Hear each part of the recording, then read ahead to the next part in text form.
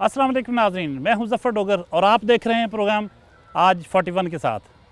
नाज़रीन, आज हम आपकी मुलाकात करवाएंगे फैसलाबाद के एक कामयाब बिजनेसमैन से जिन्होंने सीड्स के ज़रिए पाकिस्तान में नाम पैदा किया। बीज, वो पूरी दुनिया जहां से बीज मंगवाते हैं और हर तरह के बीज होते हैं। इतनी वैरायटी है उनके पास कि आप जब उनके फार्म पे जाएंगे, उनकी बातें सुनेंगे, उनके ऑफिस को देखेंगे तो ख़ुद दंग रह जाएंगे। और उनके पास इतने ओहदे हैं, इतनी एसोसिएशंस के वो मेंबर हैं कि उसको शुमार करना भी फौरी तौर पर मुश्किल होगा। वो Faisalabad chamber of commerce and industry के एग्जेक्टिव मेंबर हैं, पाक चाइना चैम्बर ऑफ कॉमर्स के भी एग्जेक्टिव मेंबर हैं। इसके साथ साथ फेडरल टैक्स ombudsman के एडवाइज़र हैं, फैसलाबाद सीड एसोसिएशन के president, vice chairman seed association of Pakistan और बहुत से दीगर ओहदे उनके पास हैं। आज आपकी मुलाकात करवाते हैं मियां गुलजार अहमद से। आइए, हम मियां गुलजार साहब के घर पहुंच चुके हैं। आइए मिलते हैं।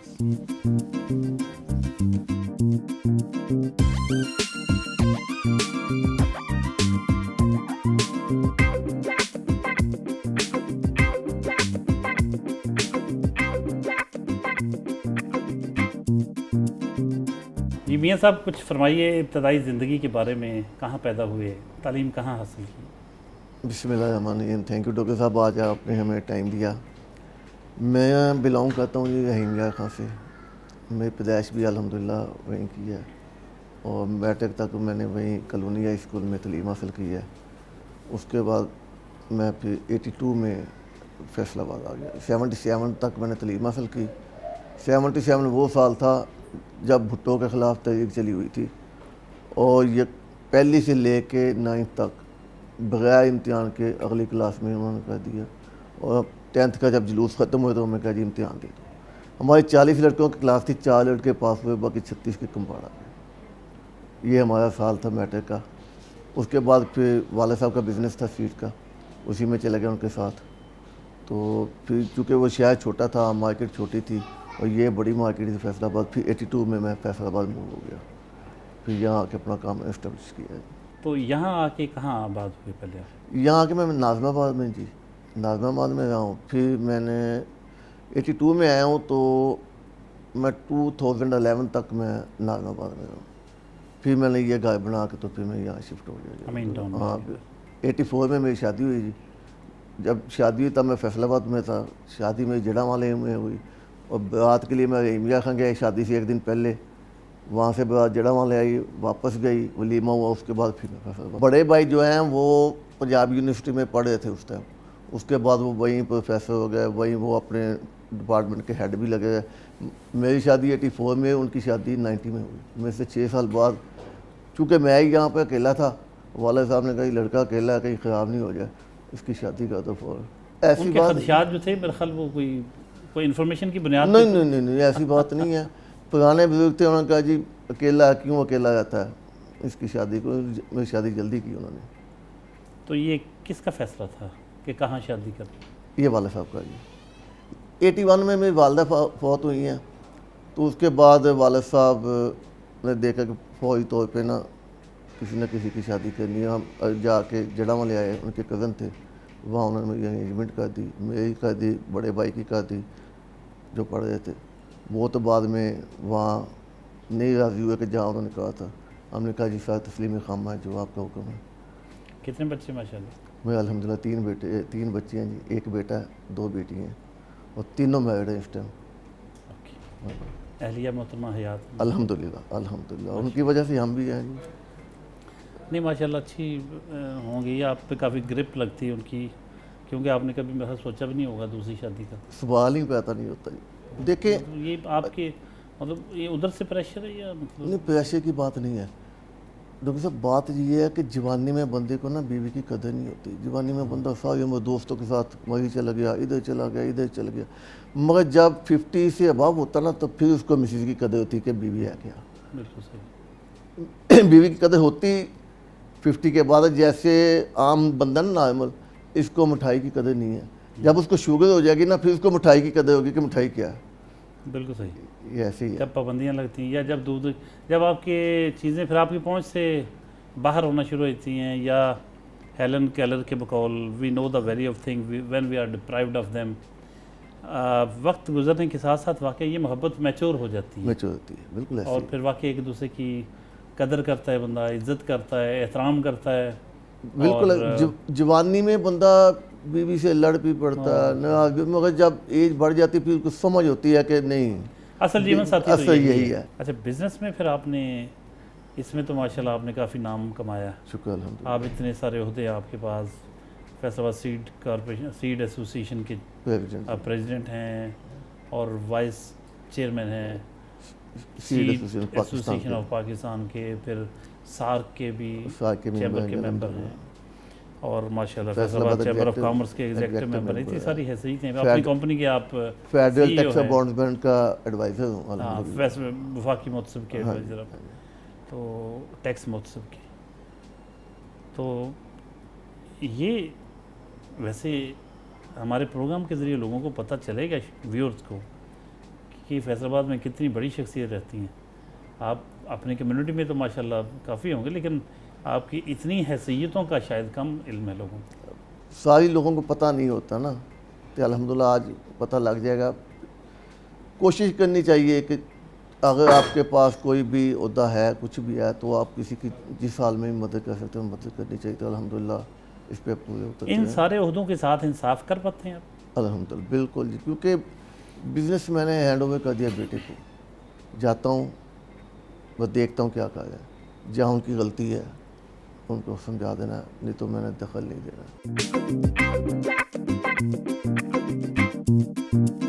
ناشتے کی میز پر ہیں میاں گلزار احمد صاحب ہیں, اور ان کے 2 پوتے موجود ہیں, بہت کیوٹ. اور حاجی صاحب, میاں صاحب جنہیں ہم کہتے ہیں, بعض لوگ حاجی صاحب بھی کہتے ہیں. میاں گلزار صاحب کہتے ہیں کہ میری تو جان ہے یہ, جب گھر واپس آتا ہوں تو منتظر پاتے ہیں وہ ان کو. بیٹیاں دونوں, ان کی شادی ہو چکی ہے, صاحبزادے بزنس سنبھالے ہوئے ہیں, اور ان کا زیادہ وقت پھر گھر میں پوتوں کے ساتھ گزرتا ہے.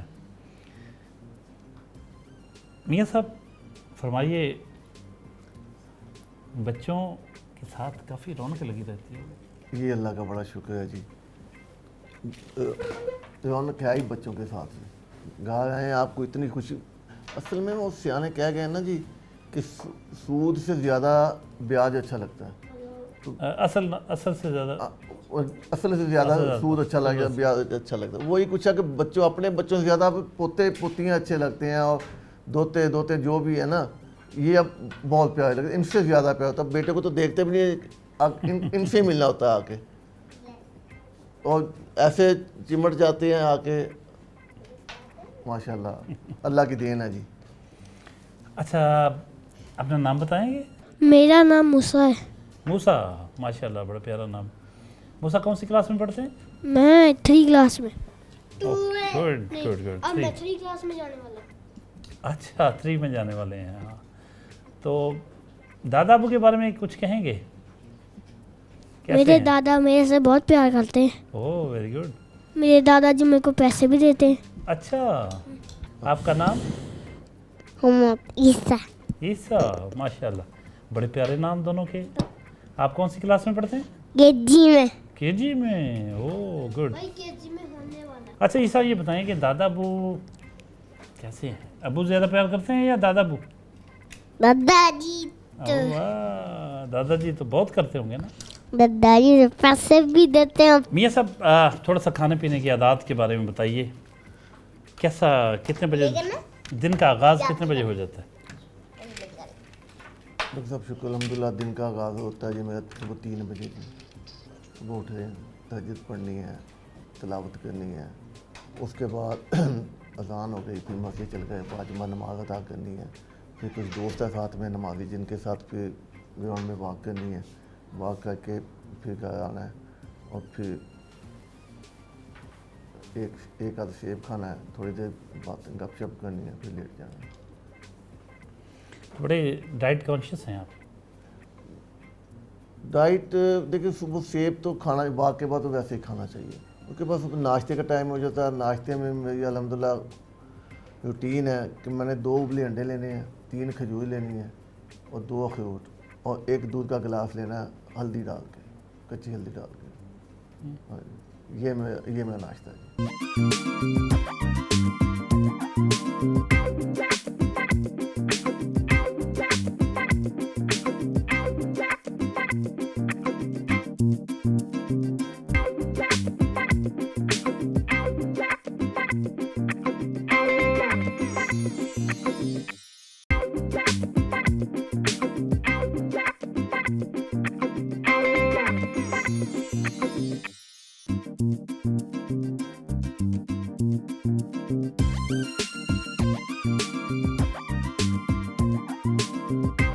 آپ کو ایکشن موویز اچھی لگتی تھیں، رومانٹک یا کس طرح کی مار دھاڑ والی؟ پنجابی فلمیں تھیں جی، پنجابی مار داڑ والی دیکھتے تھے جا کے. سلطان رائی کی فلمیں دیکھ لی. سلطان رائی ان دنوں چھائے ہوئے تھے. ہاں چھائے ہوئے اچھے لگتے تھے. ہاں اچھے لگتے تھے. وہ ظلم کے خلاف لڑتا تھا نا، تو لگتا تھا کہ کتھارسس بھی ہوتا ہے بندے کا. تو گانا کوئی ان فلموں میں اس دور میں جو آپ کو اچھا لگتا ہو، کوئی یاد ہے؟ کوئی یاد نہیں. اچھا ہیرو تو آپ نے بتا دیا، ہیروئن کون سی اچھی لگتی تھی؟ آج کی بات نہیں کر رہا، ماضی کی جب آپ فلمیں دیکھتے تھے. اس کے ساتھ پہلے آسیہ چلتی تھی جی، اس کے بعد میں اس کے ساتھ انجمن آ گئی. یا پہلے جب بالکل چھوٹے چھوٹے تب شبنم کا دور ہوتا تھا. شبنم کا دور ہوتا تھا جی. وحید مراد کے ساتھ آ گئی یا محمد علی کے ساتھ. تب آپ اتنے بھی چھوٹے نہیں ہوں گے. نہیں تب اسکول میں پڑھتے تھے نا جی. ہاں اسکول میں تب تو اسکول نہیں، سیل میں نہیں جا سکتے تھے نا. ان کا دور تھا. اس کے بعد شبنم تو میں پھر چلے گئی بنگلہ دیش، چھوڑ گئی پاکستان کی انڈسٹری کو. ہاں شبنم کی فلمیں تو ہم بھی دیکھتے رہے ہیں زمانہ طالب علم میں. حاجی صاحب آپ نے مطلب ان کو اپنے بہت ماضی میں پہنچا دیا. لیکن بہرحال کیا دور تھا، کیا اس وقت فیملیز کے ساتھ سینما گھر جانے کا بھی ٹرینڈ ہوتا تھا. ابھی بھی آپ آنے گانے لگے ہوں گے کسی وقت ریڈیو پہ تو آپ انجوائے کریں گے. پرانے گانے، نئے گانے تو کچھ بھی نہیں ہے. ہاں اس وقت شاعری پہ فوکس تھا اور میوزک اچھا ہوتا تھا. اس وقت سارا کوالٹی بڑی ہوتی تھی چیزوں میں نا. اب تو خیر وہ ڈسپوزیبل سا دور ہے، اس میں گانے بھی ایسے ہی آ رہے ہیں، چیزیں ایسی چل رہی ہیں. گھر سے نکلتے ہیں نا، کسی گاڑی میں ویڈیو لگا لیتے ہیں فیصل آباد 93 تو اس پہ پرانے گانے کبھی پنجابی کبھی اردو پاکستانی گانے لگے ہوتے ہیں اور اچھے کو شاعری ہوتی ہے. ابھی تو کچھ بھی نہیں ہے. کوئی ادھر سے پکڑی تو کوئی ادھر سے پکڑی انہوں نے.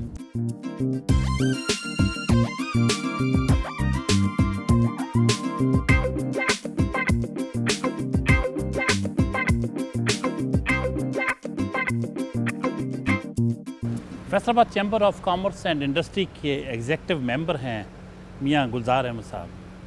فیصل آباد چیمبر آف کامرس پہنچے ہیں.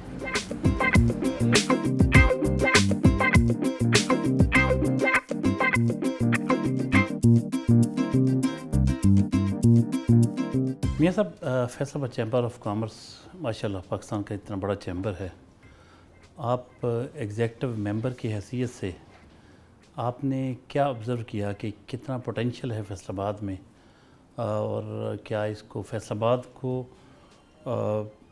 کہاں آپ سمجھتے ہیں کہ اس کو کہاں ریٹ کرنا چاہیے پورے پاکستان کے چیمبر آف کامرس میں، اور کیا ضرورت ہے کہ فیصل آباد کے لیے یہاں کے صنعت کاروں کو، یہاں کی بزنس کمیونٹی کو کس قسم کی سہولتوں کا تقاضا کرتے ہیں، آپ ڈیمانڈ کرتے ہیں؟ فیصل آباد چیمبر ڈاکٹر صاحب کہنے کا تو پاکستان کا تیسرا بڑا چیمبر، مگر یہ لیڈ کا ہے پہلے نمبر پہ.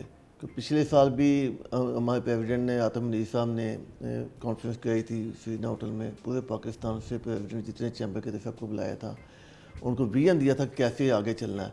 تو یہ گائیڈ کر رہا ہے سب کو فیصل آباد چیمبر. حالانکہ لاہور بڑا چیمبر ہے، کراچی بڑا چیمبر ہے، مگر صنعت کاروں کو یہ سب بتانے کے لیے سب سے آگے ہمارا فیصل آباد چیمبر لگا ہوا ہے.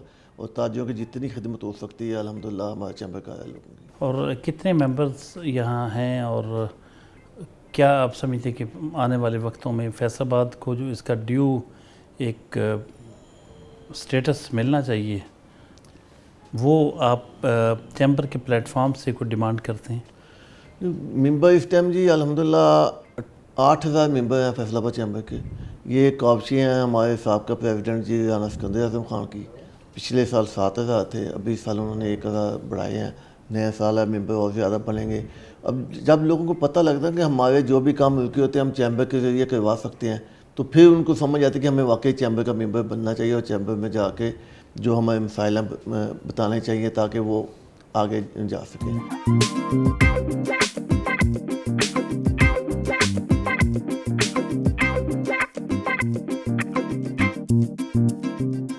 زندگی میں سب سے زیادہ خوشی آپ کو کس وقت محسوس ہوئی؟ سب سے زیادہ خوشی جب میرا پوتا پیدا ہوا جی, تب مجھے سب سے زیادہ خوشی محسوس ہوئی جی. یا جب میں پہلی دفعہ جا کے میں نے خانہ کعبہ دیکھا تب محسوس ہوئی. یہ 2 موقع ہیں جی جب بہت زیادہ خوشی محسوس ہوئی. اور اللہ کا شکر ادا کیا کہ جب خانہ کعبہ پہنچ کے بھی یقین نہیں آتا اپنے کو میں یہاں پہ پہنچ گیا ہوں, چوٹی کاٹ کے میں کہ اللہ کے گھر میں حاضر ہو گیا ہوں, اللہ نے مجھے بلا لیا یہاں پہ. یہ اللہ کا کرم ہے جی. تب مجھے بہت ساری زندگی جس طرف منہ کر کے بندہ نمازیں پڑھتا ہے, جب اس کعبہ کو اپنے سامنے دیکھتا ہے یا اپنے آپ کو وہاں پاتا ہے تو بہت. میں نے الحمدللہ ایک سجدہ ایسا کیا کہ میرے اور کعبے کے درمیان میں 1 انچ کا بھی فرق نہیں تھا. میں سجدہ کر رہا تھا, میں ساتھ جو ہے کعبہ کو لگ رہا تھا ساتھ میں. ماشاء اللہ. وہ لمحہ دوبارہ مجھے نہیں آیا کہ وہ حتیم میں جا کے نفل پڑھے تھے, باقی باہر میں تو پیچھے کر دیتے ہیں. حتیم میں جو پڑھے نا وہ بالکل میرا کعبے کے ساتھ میں سو رہا تھا جب میں سجدہ کر رہا تھا. انسانی رویوں کو اگر دیکھیں تو کیا چیز آپ کو خوشی دیتی ہے اور کس چیز سے آپ اریٹیٹ ہوتے ہیں؟ دیکھیں, جب بندہ کسی کی کوئی مدد کرتا ہے نا جی, یہ اللہ کا بڑا شکر ہے کہ اللہ نے ہمیں دینے والا ہاتھ بڑھایا ہوا ہے. اور جب آپ کسی ڈیزرونگ کو دیکھتے ہیں, آپ کو پتہ تھا کہ یہ بالکل ڈیزرو کر رہا ہے, جب اس کی آپ امداد کرتے ہیں تو اس کے چہرے کے طرف دیکھیں وہ کتنا ممنون ہوتا, اللہ کا شکر ادا کرتا ہے کہ تب بندے کو نا بہت زیادہ خوشی ہوتی ہے کہ میں واقعی کسی کے کام آیا. اسی لیے ڈیزرونگ میں میں نے 2 لائن کلب جوائن کیا ہوا ہے, روٹری کلب جوائن کیا ہوا ہے. وہاں بھی الحمدللہ جہاں جیسی جس کی خدمت ہو سکتی ہے ہم کرتے ہیں وہاں.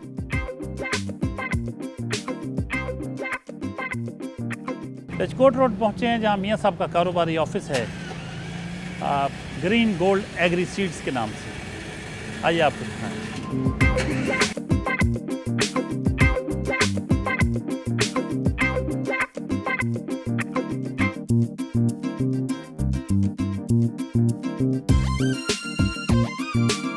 میاں صاحب, آپ کا کاروباری آفس دیکھا ماشاءاللہ بڑا زبردست ہے, اور اس میں تو دنیا جہاں کے بیج بھی رکھے ہوئے ہیں باہر.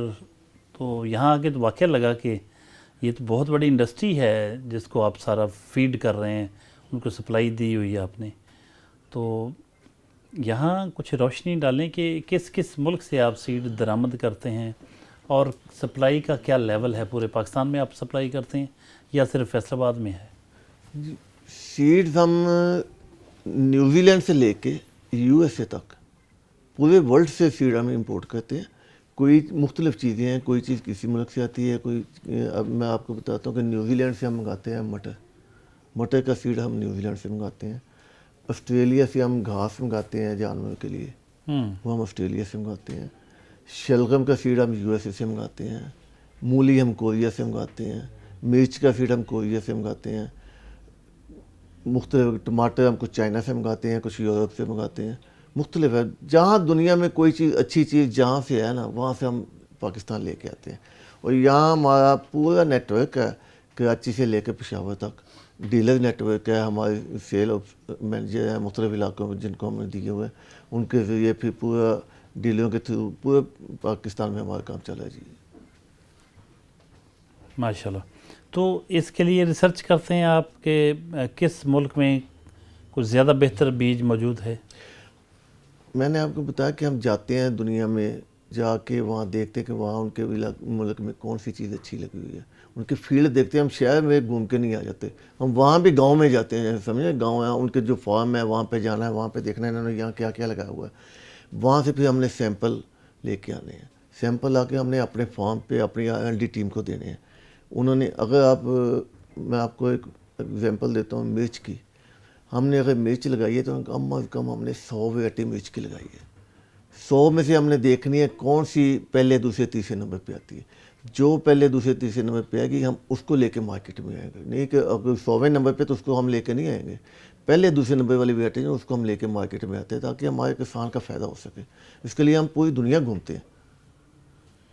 آپ گروور کے ساتھ ساتھ چلتے ہیں, یعنی کہ صرف سپلائی نہیں دیتے بلکہ ان کے لیے دعاگو بھی رہتے ہوں گے کہ ان کی فصل اچھی ہو, اور وہ کیونکہ وہ جتنی اچھی چیز ہوگی, جتنی سبزیاں اگر ان کو بیج دیا تو اس کا اچھا رزلٹ آیا, تو مطلب محض آپ سیل تک نہیں رہتے, اس سے آگے تک جاتے ہو. نہیں, ہم سیل تک نہیں ہے جی. ہم کسی علاقے میں جو بھی چیز لگی ہے وہاں جب دیکھتے ہیں کہ ہماری چیز دوسروں سے بھی اچھی ہے تو وہاں پہ ہم فیلڈیں کرتے ہیں, وہاں کے کسان اکٹھے کرتے ہیں, ان کو دکھاتے ہیں کہ یہ کمپیٹیٹر کی چیز لگی ہوئی ہے, یہ ہماری لگی ہوئی ہے, اس کو دیکھو اس کو دیکھیں, جو آپ کو اچھی لگتی ہے نا آگے سے آپ وہ چیز لگائیں. پورے پاکستان میں فیلڈیں ہوتے ہیں ہمارے مختلف علاقوں میں, جہاں بھی جو بھی چیز لگی ہے اس کا وہاں پہ فیلڈیں ہوتے ہیں. ہمارے جو وہاں سیل مینیجر ہے وہ سارے اپنے ڈیلر کے تھرو اپنے فارم اکٹھے کرے گا, پھر وہاں پہ فیلڈیں کرے گا. مختلف فیلڈیں ہمارے کوئی نہ کوئی کہیں نہ کہیں چلتے ہوتے ہیں.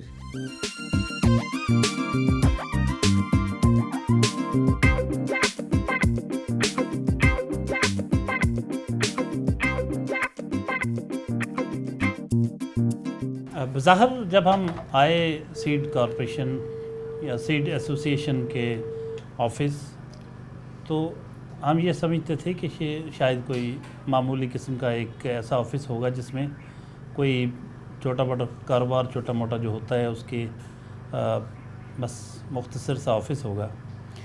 لیکن یہاں آ کے محسوس ہوا کہ یہ بہت بڑی آرگنائزیشن ہے اور ملک گیر ان کا سیٹ اپ ہے اور انٹرنیشنلی ڈیل کرتے ہیں یہ. اور اس وقت جو میٹنگ کے مناظر آپ دیکھ رہے ہیں اس میں کمپنی کے جو سی ای او ہیں میاں گلزار صاحب وہ ہیں, ان کے صاحبزادے نعمان احمد صاحب ہیں اور ان کے ٹیم ممبرز بیٹھے ہوئے ہیں. جانتے ہیں ان سے کہ کیا کچھ پوری دنیا سے وہ یہاں پاکستان کس طرح سے لاتے ہیں, کتنا سکوپ ہے مزید کہ اس شعبے میں اور کتنا انویسٹ کیا جا سکتا ہے, اور اگر صحیح معنوں میں ان کی اگر گورنمنٹ سرپرستی کرے تو کیا حقیقتاً ان کے ویژن کے مطابق اگر سیڈز پر کام کیا جائے اور سبزیاں اگانے پہ کام کیا جائے تو کیا معیشت میں کوئی ریزنیبل حصہ ڈال سکتی ہیں یہ ان کا جو بزنس ہے. حاجی صاحب, آپ سے بہت سی گفتگو ہوئی تو نعمان صاحب سے ہم جانتے ہیں آپ کہ وہ پورا سیٹ اپ کیسے چلاتے ہیں. ان کی ٹیم جو ہے اس میں کوئی ریسرچ کا, کوئی ریسرچ اینڈ ڈیولپمنٹ کا بھی کوئی شعبہ ہے. نعمان صاحب آپ سے جانیں گے. سیڈ نو ڈاؤٹ یہ ایک پوری انڈسٹری ہے اور اس میں ہم لوگ نیشن کو سرو کر رہے ہیں. ہم نیوزی لینڈ سے لے کر کینیڈا تک یہ تمام کنٹریز سے سیڈ کو امپورٹ کر رہے ہیں, اور اب الحمدللہ سٹیپ بائی سٹیپ ہم اس پوزیشن میں آ چکے ہیں کہ ہم یہاں پہ لوکلی سیڈ کو پروڈیوس کر سکیں.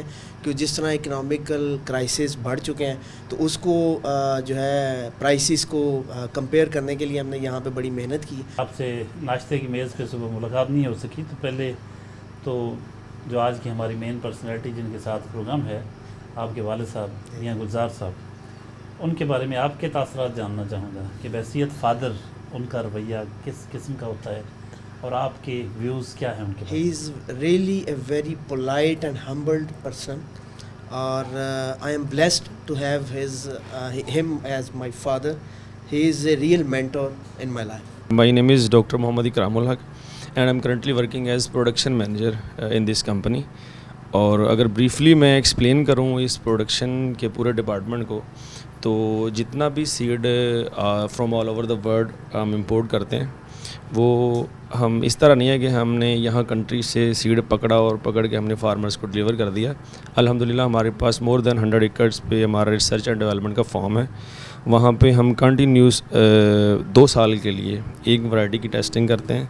اس کے بعد ٹیسٹنگ کے بعد ہم اس ورائٹی کو کمرشل کرنے سے پہلے پورے پاکستان میں اس کے ٹرائلز لگاتے ہیں, اور ان ٹرائلز کی بیسس پہ جو ہمارے پاس ریزلٹس آتے ہیں, ٹھیک ہے, ان ریزلٹس کی بیس پہ ہم آگے ورائٹیز جو ہے نا فارمرز تک پہنچاتے ہیں. My name is Fatma I am the admin in Green Gold Agri Seed. Actual میں میری جو JDs میں ہے وہ ہے یہ کہ ایز ایڈمن میں یہاں پہ آفس کو جو ہے اس کی مینجمنٹ جو بھی ہے سارا آفس کا کنٹرول، اس کی الگ بلڈنگ کی کنسٹرکشن اور آل دا ڈپارٹمنٹس ہیں وہ مطلب آلموسٹ میرے انڈر آتے ہیں کہ لائک اس میں کسی بھی چیز کی لائک ان کو ضرورت ہے تو وہ میں ایز اے ایڈمن جو ہے ان کو پرووائڈ کرتی ہوں. تو green gold agri seed according to اگر ان کی سیڈ پروڈکشن کو دیکھا جائے تو انٹرنیشنلی ڈیل کر رہی ہے اور پاکستان میں ایک فائنسٹ کمپنی ہے. My fair name is Sana Shehbaz and I am working here as an accountant. اور میرا کام یہاں پہ ہے اکاؤنٹنٹ، مطلب سیل انوائس سے لے کے آرڈر کے جتنا بھی اس کی ٹرانزیکشن وغیرہ ہوتی ہے، لیجر کو میٹ کرنا اور ٹرانزیکشن وغیرہ کو سب کو دیکھنا اور بینک اسٹیٹمنٹس وغیرہ دیکھنا اور سارے اکاؤنٹس کا میں ڈیل کرتی ہوں یہاں پہ. میرا نام لاریب اعجاز ہے. میں یہاں پہ as a human resources manager اپنی جو فرائض ہیں وہ سر انجام دیتی ہوں. میرا کام امپلائیز اور ہیڈ کے درمیان ایک برج کا کام کرنا ہے. اور اگر گرین گولڈ کی بات کروں تو گرین گولڈ ایگریکلچر میں ایک ایسا سیکٹر ہے جو کہ پاکستان میں بہترین سیڈ کی کوالٹی کے لیے کوشش کر رہا ہے اور کبھی بھی سیڈ کوالٹی پہ کمپرومائز نہیں کرتا. آئی ایم ڈاکٹر محمد کامران. میں یہاں پہ ڈیولپمنٹ مینیجر ہوں. جو سسٹینیبل ڈیولپمنٹ گول ہیں یونائٹڈ نیشن کے، اس میں جو موسٹ پریورٹی یا ٹاپ آف دا لسٹ ہے وہ زیرو ہنگر ہے. اور زیرو ہنگر جو ہے وہ لنک کرتا ہے فوڈ سیکیورٹی کو، اور فوڈ سیکیورٹی ڈائریکٹلی لنک کرتی ہے سیڈ سیکیورٹی کو.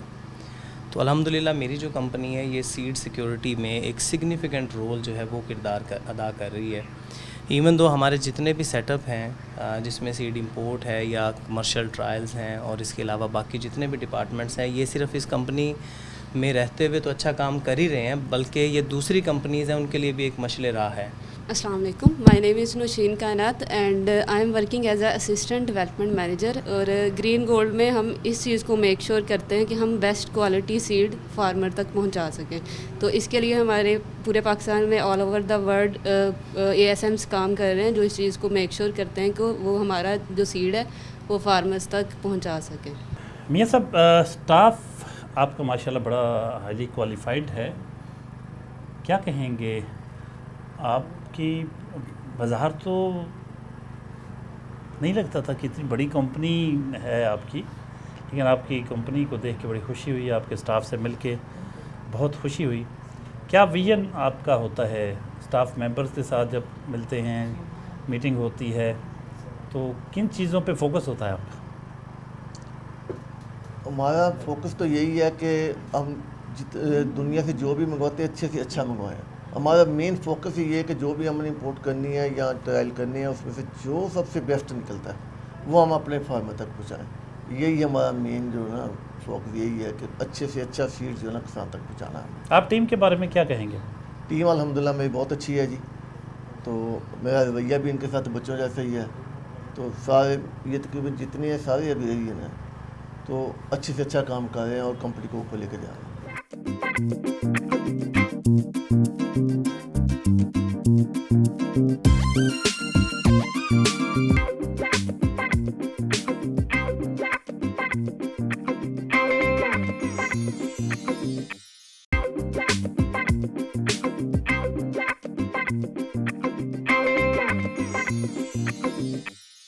اچھا، یہ کہا جاتا ہے سیاستدانوں کی طرف سے کہ یہاں کا جو بزنس مین طبقہ ہے وہ ٹیکس نہیں دیتا، اور آپ ٹیکس سے متعلق آپ کا تو بہت بالکل آپ ریلیونٹ ہیں، فیڈرل ٹیکس بورڈسمین کے ایڈوائزر بھی ہیں. تو آپ کیا کہیں گے، آپ کا کیا تجربہ ہے کہ لوگ ٹیکس دیتے ہیں نہیں دیتے؟ اربوں خربوں روپیہ لوگوں کے پاس ہے، یا ملک شہری امیر ہیں، ملک غریب ہے؟ دیکھیں، جہاں تک بزنس مین کا تعلق ہے نا، جتنا ٹیکس بزنس مین دیتا ہے نا کوئی اور نہیں دیتا.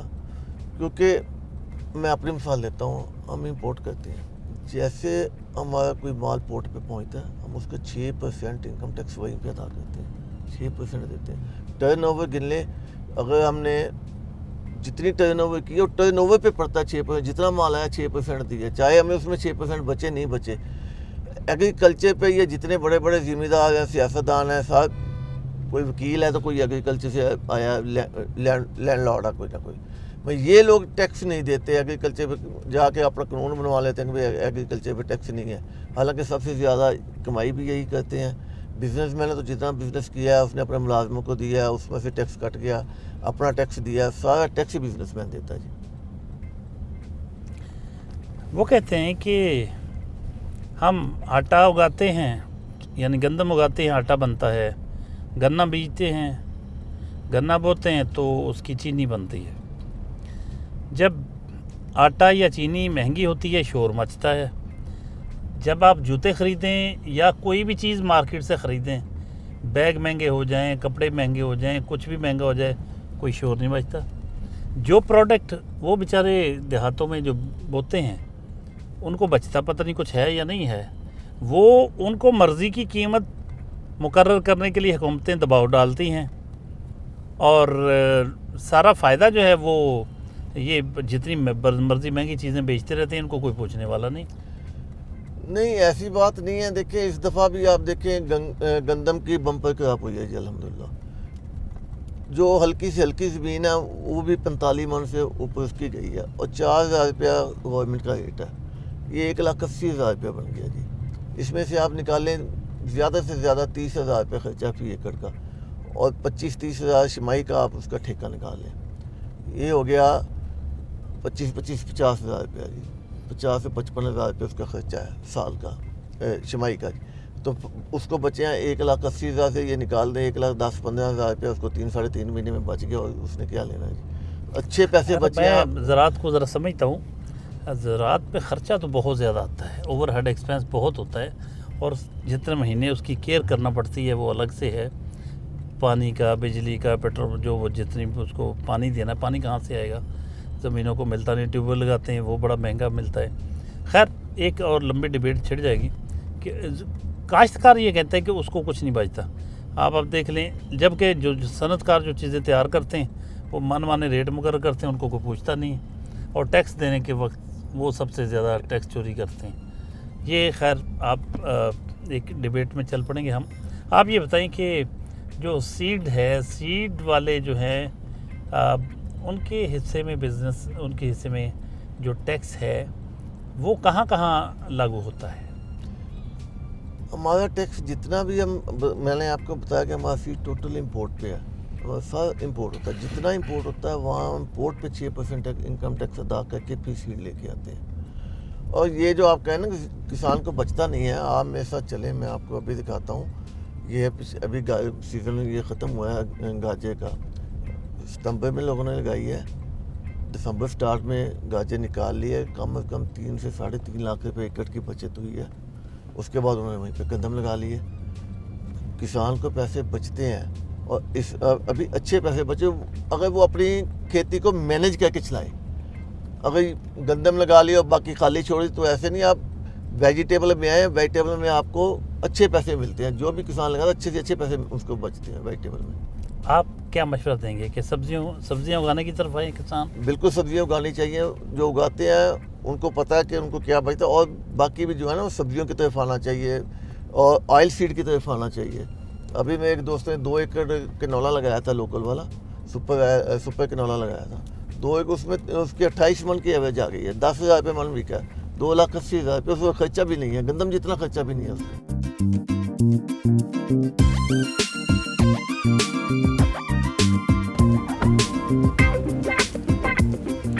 میاں صاحب کے agri research farm green gold RD farm پہنچے ہیں۔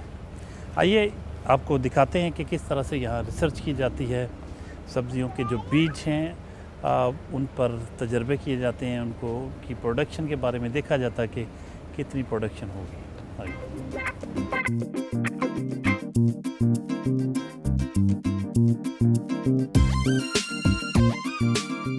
مرچوں میں نا بہت ڈائیورسٹی ہے، ٹھیک ہے، وہ بھی اپر سیگمنٹ تھا لیکن وہ تھوڑا یہ لانگ میں تھا، یہ بھی اپر ہے لیکن یہ راؤنڈ ہے، اسے آپ چیری بھی کہہ سکتے ہیں لیکن یہ راؤنڈ سیگمنٹ میں ہے، اور اس کو بھی ہم جو ہے نا وہ ڈرائی سٹیج پہ ہی جو ہے وہ ریڈ سٹیج پہ ہارویسٹ کرتے ہیں، اور پھر ڈرائی ہونے کے بعد ہی آگے یہ مارکیٹ میں جاتی ہے۔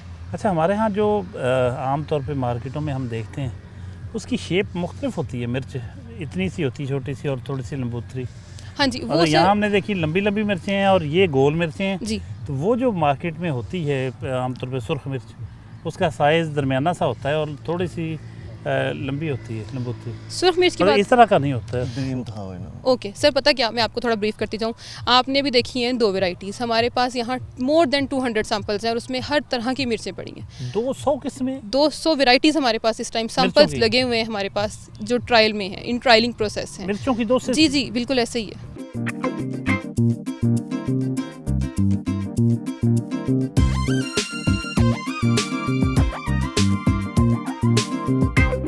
جی میڈم، یہ سورج مکھی کے پھول ہیں، آپ کے پاس لگتا ہے کافی ورائٹی ہے ان کی، اس کے بارے میں کچھ بتائیں گی؟ سر یہاں ڈفرینٹ ہم نے کلٹیورز اور ڈفرینٹ ورائٹیز جو ہے نا وہ ٹرائل کی ہیں اور ٹرائل کر رہے ہیں. ہم ان کو لاسٹ اسٹیج تک دیکھیں گے. اور جیسے کہ آپ کو پتہ ہے کہ پاکستان جو ہے وہ ایک بڑا امپورٹ بل ہے کہ ہم زیادہ تر جو آئل ہیں وہ امپورٹ کر رہے ہیں. اس چیز کو کیسے کنٹرول کرنا ہے، کیسے اچھی ورائٹیز کو یہاں انٹروڈیوس کرنا ہے تاکہ کسان ہم اور پاکستان جو ہے نا اس چیز پہ ان کا ایک گرپ ہو کہ ہماری جو امپورٹ بل ہے وہ کم سے کم ہو اور ہمارے پاس خود ایسی ورائٹیز ہوں جن میں اچھے والا جو ہے نا وہ آئل کنٹینٹ ہو. اور اگر ہم بات کریں نا کہ جو اس ٹائم پاکستان میں آئل اویلیبل ہے اس کی کوالٹی کی بات کی جائے تو وہ کوالٹی بالکل بھی اچھی نہیں ہے. فار ہارٹ پیشنٹس بہت خطرناک ہے جو آئل ابھی مارکیٹ میں ہے. ٹھیک ہے، تو ہمارا یہی ایک پرپس ہے کہ ایسی ورائٹیز لے کے آئی جائیں جو کوالٹی کے ساتھ ساتھ کوانٹٹی میں بھی جو ہیں وہ بیسٹ ہو. تو انشاءاللہ ہم اس چیز کو جو ہے نا جلد ہی اس پہ جو ہے نا ورکنگ کریں گے اور کر بھی رہے ہیں ورکنگ، لیکن لاسٹ تک اچھی سے اچھی ورائٹیز جو ہے نا وہ کسان تک لے کے جائیں گے انشاءاللہ.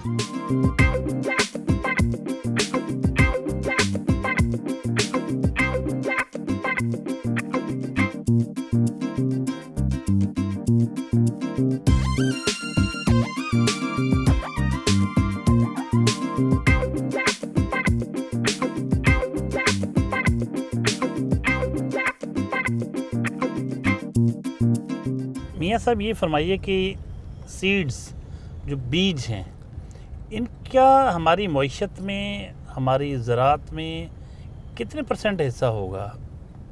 کیا رول ہے ان کا، بنیادی رول؟ اس کو عام ویورز کو آپ سمجھانا چاہیں تو ہماری ایگریکلچر کا کتنے % اس پہ بیس کرتا ہوگا؟ سبزیاں، پھل، فصلیں. ایگریکلچر 100% بیس کرتی ہے سیڈز کے اوپر. میں نے پہلے بھی آپ کو بتایا سیڈز ہے تو ایگریکلچر ہے. اگر سیڈز نہیں ہے تو آپ کیا لگائیں گے؟ اگر کوئی سیڈ نہیں ہے تو آپ کی زمینیں تو خالی پڑی ہے نا. سیڈ ڈالیں گے تو کچھ نہ کچھ نکلے گا. ہماری ساری معیشت جو ہے نا یہ سیڈ پہ ایگریکلچر پہ چل رہی ہے. 30-35% جو ہے نا ایگریکلچر پہ ہے. ایگریکلچر کے ساتھ ہی ہمارا ملک اس لیے ایگریکلچر ملک کہلاتا ہے. تو سارا دار و مدار اس کا سیڈ پہ ہوتا ہے. اچھا سیڈ ڈالیں گے تو اچھی پیداوار آئے گی. اچھی پیداوار کے لیے ابھی زمانہ آ گیا ہائیبرڈ کا، تو ہم دنیا سے ہائیبرڈ ڈھونڈ کے لے کے آتے ہیں تاکہ ہمارے کسانوں کو اچھی پیداوار مل سکے.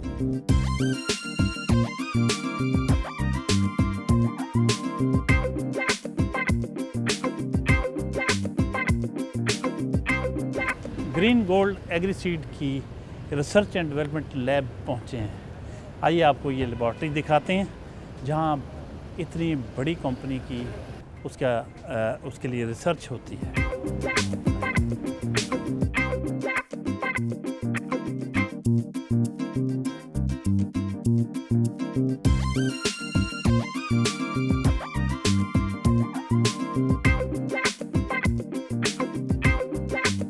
یہ ایک انتہائی جدید لیب ہے اور اس کے پورے پروٹوکولز کا خیال رکھا جاتا ہے. اسی لیے ہم نے یہ پہنی ہے. ایک کوٹ سا ہے جو ان کا لازمی تقاضا ہے پہننے کے لیے جو انٹر ہوگا یہاں.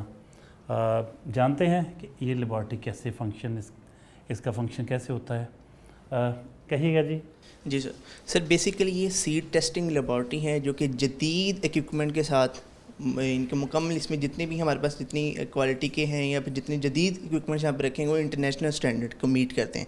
اور الحمدللہ ہماری لیبارٹری جو ہے وہ پاکستان میں اس لیول کی لیبارٹری کسی بھی ملٹی نیشنل کمپنی کے پاس نہیں ہے. تو الحمدللہ ہماری کمپنی جو ہے اور اس کی یہ والا اسٹیشن جو ہے یہ پوسٹ انٹری کوارنٹائن سے ایکریڈیٹڈ بھی ہے، جو کہ department of plant protection department ہے پاکستان کا، جو کہ کمپنیز کو الاؤ کرتا ہے کہ جو بھی کمپنی سیڈ کو امپورٹ کرتی ہے ان کے پاس ایک ایڈوانس فیسلٹیز ہونی چاہیے انٹرنیشنل اسٹینڈرڈ کی. تو الحمدللہ ہم اس کو میٹ کرتے ہیں اور according to ISTA international seed testing association جو ہے اس کے اکارڈنگلی بھی جو ہے ہماری لیب کی تمام ایکوپمنٹس اور تمام جتنی بھی یہاں پہ مشینیں ہیں وہ جدید ہیں اور جتنی بھی ایڈوانس ٹیکنالوجی ہیں اس پہ یہ منحصر کرتی ہیں ساری تقریباً الحمدللہ. یعنی کہ سیڈ کی اگر آپ اس کی دیکھا جائے کہ اس کا مائسچر لیول سے لے کے سیڈ کی پروسیسنگ تک جتنی بھی ایڈوانس جدید ٹیکنالوجیز ہیں وہ ہمارے پاس اس لیب کے اندر ہیں الحمدللہ. اس کے ساتھ ساتھ ہماری لیب کے اندر آپ پیتھولوجیکل ایریا دیکھ سکتے ہیں. ہمارے پاس گروتھ روم ہے جو کہ اسپیسیفکلی جس طرح میں نے آپ کو بتایا کہ پوسٹ اینٹری کوارنٹائن سے یہ رجسٹرڈ ہے. اس میں سر اس کا بیسیکلی مقصد یہ ہے کہ ہمارے پاکستان کے اندر جو بھی ہم باہر سے جتنی بھی لاٹس جن کو ہم منگواتے ہیں سیڈ لاٹس ہیں ان کا ہم نے فرسٹ کوارنٹائن چیک کرنا ہوتا ہے ان کے اندر باہر سے کوئی سیڈ امپورٹ کر رہے ہیں اس پہ کوئی ڈیزیز یا کوئی انسیکٹ یا کوئی نیو پیتھوجن ہمارے پاکستان پہ ہمارے پورا ارض پہ تو نہیں آ رہا, ہمارے پاکستان کی زمین پہ تو نہیں آ رہا. اس جدید لیب کو جو سپروائز کرتی ہیں وہ میڈم بھی موجود ہیں, ان سے کچھ ویوز ان کے بھی لیتے ہیں. میڈم کچھ بتائیے گا, اس لیب کو آپ سپروائزر ہیں اس کی, جی جی کیا خاص اس میں خاص بات کیا ہے جو آپ کو لگے کہ ہمارے ہاں جو روایتی طور پہ کام کرنے والے بہت سارے جیسے لیبارٹریز کہہ لیں ان سے مختلف کیسے ہے؟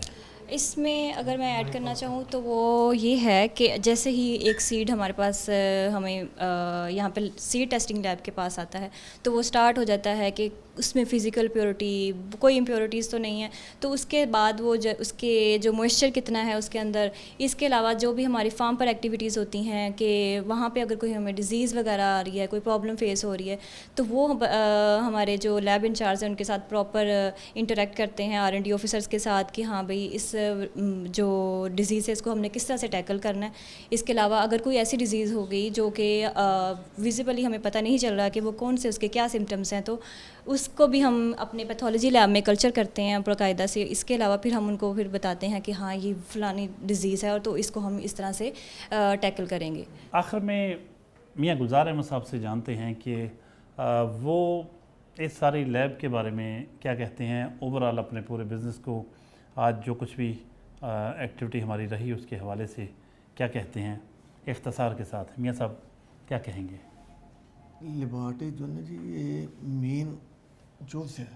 اگر آپ کے پاس آپ کی لیبارٹری نہیں ہے, آپ کو کوئی پتہ نہیں ہے آپ جو سیڈ فروخت کر رہے ہیں اس میں کون سی بیماری آ رہی ہے, اس کے لیے سب سے پہلے جو بھی سیڈ آتا ہے اس یہاں کے لیبارٹری میں ٹیسٹ ہوتا ہے کہ اس میں کوئی ڈیزیز کوئی ہم کوئی غیر دوسرے ملک سے جو بھی منگائیں سیڈ منگائیں کے ساتھ اس کے ساتھ کوئی بیماریاں منگا رہے ہیں, اس کے لیے یہ اہم ہے.